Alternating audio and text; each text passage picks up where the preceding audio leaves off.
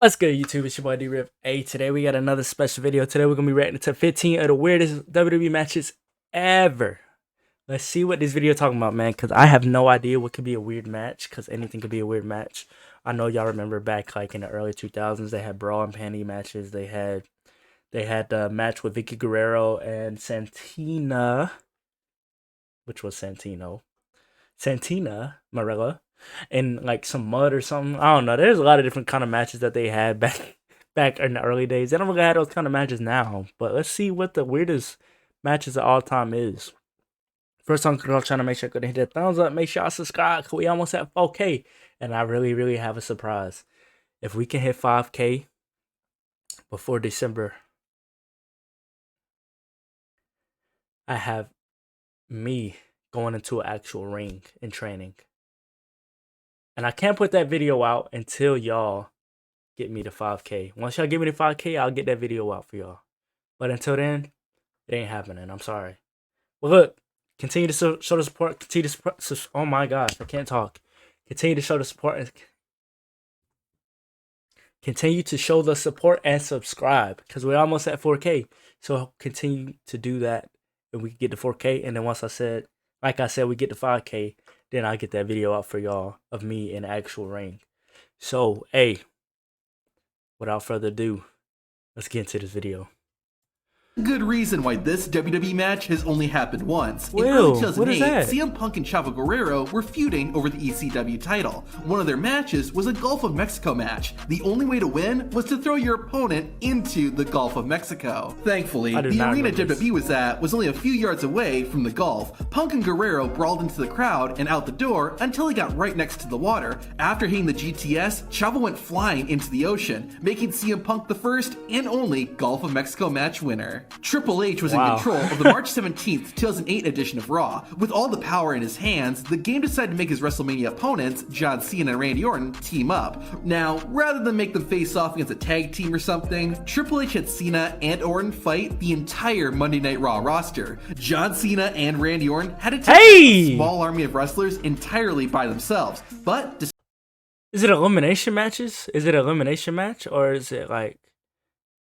It gotta be elimination. Despite that, the two actually held their own and made several eliminations. Ultimately, the Raw roster got themselves disqualified when they all swarmed the ring. John Cena did even the playing field with a steel chair, but it was Triple H who had the last laugh. Now that match was pretty big. How about we look at something smaller? Literally. In 2014, WWE presented WeLC. Hornswoggle and El Torito faced off in a match where everything was a wee bit smaller. The tables, ladders, and chairs were all mini. The ring announcer and referee were a size down too. The match even had a special commentary team of Micro Cole, Jerry the Mini King Lawler, and Wee BL. Even the ring looked a bit smaller than usual. Despite the compact size, WeLC was actually really... The ring did not look smaller. Hold on.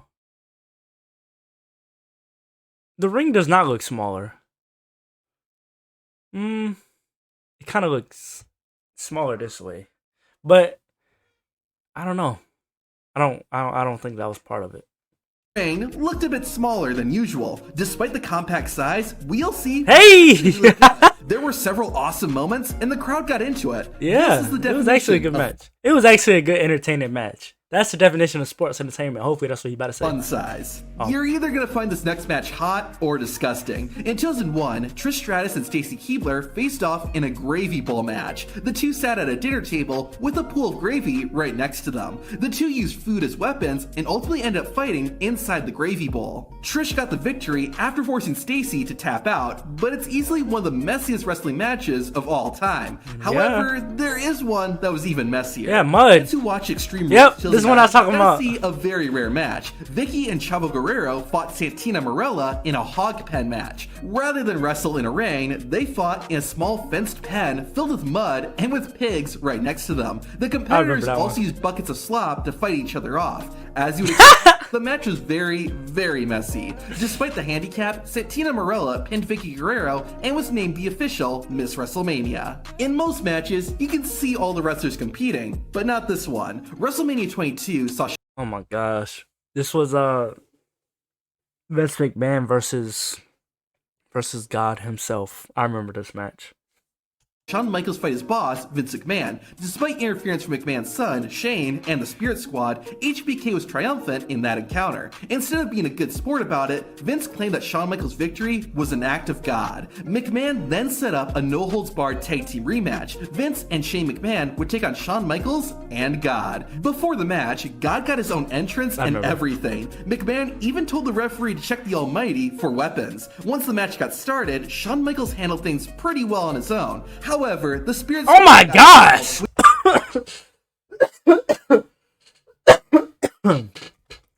I had this on DVD back in the day. I think I still got a DVD of this. Yo, they threw him stupid high. Pretty well on his own. However... Yo! That is high! You guys tin-chucked the Spirit Squad got involved, which ultimately led to the McMahons getting the win, which technically means Vince McMahon is 1-0 over God. Now this next match is really bizarre. Not only did it not take place in a wrestling ring, but the wrestlers weren't even on solid ground. In 1995, Dustin Rhodes, aka Goldust, fought a wrestler named the Blacktop Bully on a moving truck. It was called a King of the Road match, and the goal is to honk a horn at the front of the truck. As you'd expect, being on a moving vehicle made it difficult for both men to stay standing up. In the end, Blacktop Bully won the match, and the whole thing was... That's kind of dope, though. Usually when you watch... No, we're not just gonna pass it. That's kind of dope, though. If you really think about it, it's like an action movie. It's like Fast and Furious. You know, climbing to the front of the train or the truck. Bro, what is going on today? Front of the truck.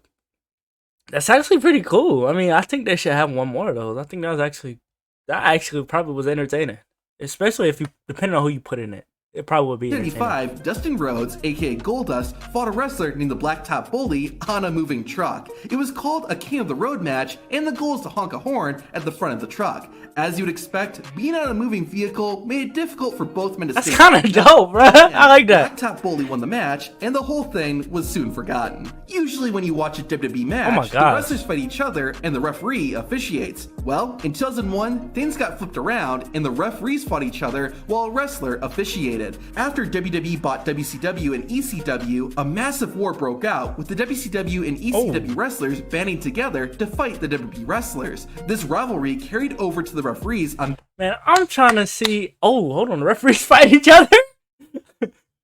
Bruh, I want to see kind of like... What is it? Forbidden Door, kind of, with AEW. I want to see AEW and WWE have just one pay-per-view together. I don't care if it ever happens again. They just need to have one pay-per-view together. Just one. Just one. They could come to agreements on who wins what, because obviously each brand can't win every match. I know y'all remember ECW One Night Stand. They just could do something like that, bro. Where WWE goes in the AEW environment. Oh my gosh, that crowd is going to be hostile. They need to do that. I think they need to do that. Both sides too, leading WWE's top referee, Earl Hebner, to face off against WCW's top referee, Nick Patrick, with Mick Foley as the actual referee. Even though they were refs, Patrick hit pretty hard and didn't hold anything back. In the end, Earl got the win for WWE in the first and only referee... I gotta watch that. Hold on. This next one... Wait. When was this? When did this happen? I gotta go back and watch it.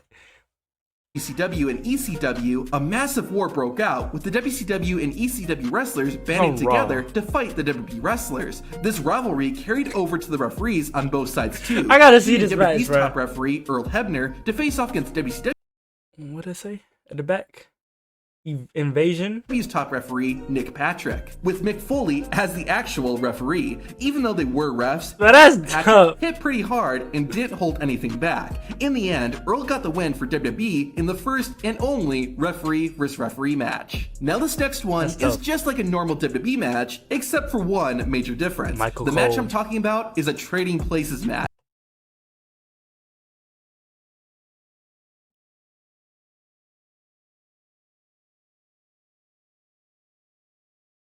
At first, I really thought that was Beth Phoenix. How it works is both wrestlers have to dress up like their opponents. The first time we saw a Trading Places match was in 2008 when Hardcore Holly faced off against Carlito. Not only did the two men wear each other's gear, but they also wore wigs to represent the other man's hair. The Trading Places match was brought back again in 2010 when William Regal had to dress up as Goldust. Goldust, on the other hand, committed to his role and brought out a pair of brass knucks. WWE should really bring this match back. That would be Imagine a Trading Places match between The Undertaker and Kelly Kelly. Oh heck no!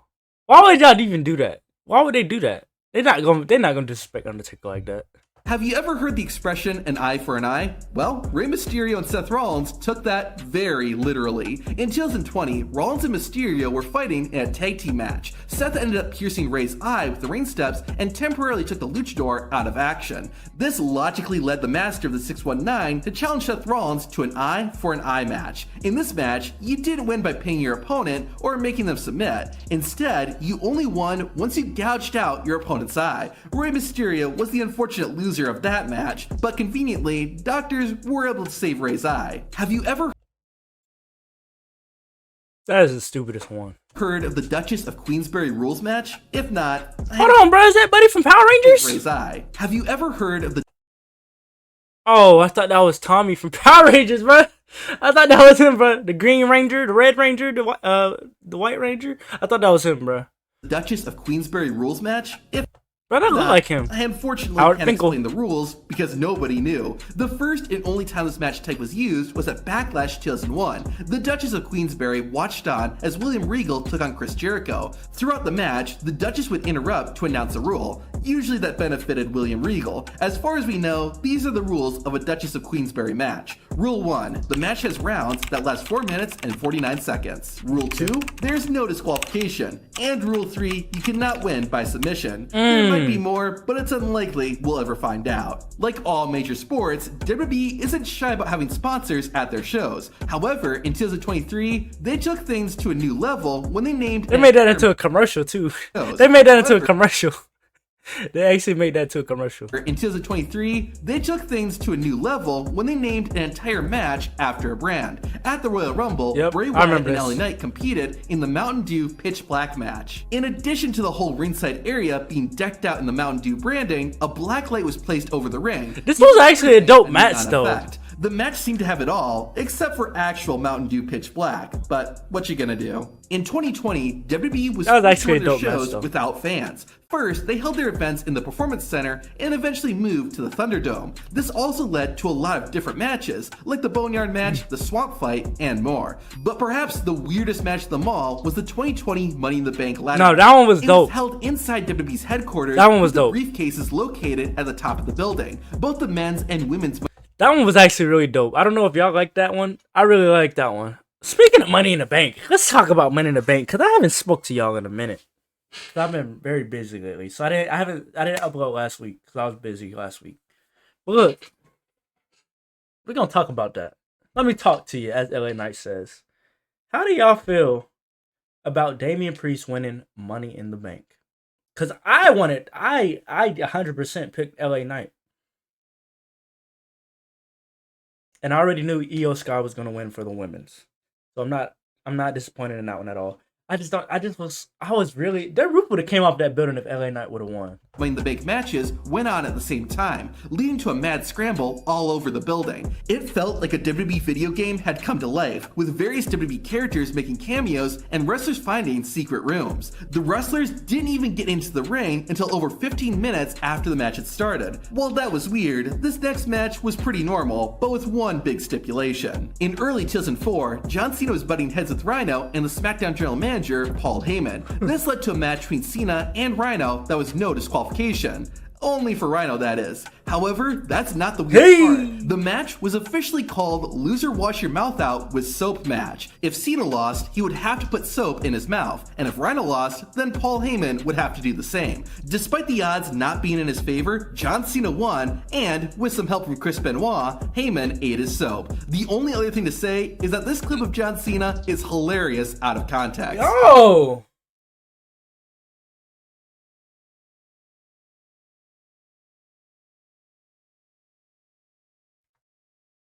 The only other thing to say is that this clip of John Cena is hilarious out of context. Yo! Well, WWE has done that too. At the Fully Loaded pay-per-view in 1998, WWE presented the first and only dungeon match. Ken Shamrock took on Owen Hart in the basement of Owen's childhood home, which is called the Dungeon. Oh my Shamrock gosh. even made his entrance by walking down the stairs. No disrespect to the wrestlers, but it kind of looked like a WWE match produced by Wish.com. However, Ken Shamrock and Owen Hart made use of the unique environment, and it was a fun match to watch. Oh, he hit him with a dumbbell! He hit him with a dumbbell! And Owen Hart made use of the unique environment, and it was a fun match to watch. In case you're wondering, Hart did win. The Undertaker has been involved in some bizarre matches throughout his WWE career, but the Concrete Crip match was among the weirdest. Concrete Crip. Okay. Deadman fought in a 2-on-1 handicap match against the Dudley Boys. However, Undertaker's manager, Paul Bearer, was trapped inside a glass case that would be filled with cement anytime the Undertaker fought back against the Dudleys. Taker managed to win before Paul Bearer was engulfed in cement. However, the Deadman pulled a reverse Uno and filled the case with cement and suffocated his manager. Now, how did WWE pull this?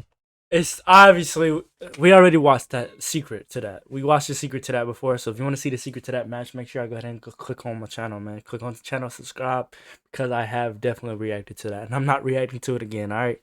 I already reacted to this video. You just got to find it, all right? But look, I appreciate all y'all, man. I appreciate all y'all for watching this video, taking the time to watch the video and subscribe. Yes, I said you subscribed. Even if you did it, just do it, bro. Look, man, anyway, like this video, subscribe if you're new. It's your boy D-Riv, man. I'm out.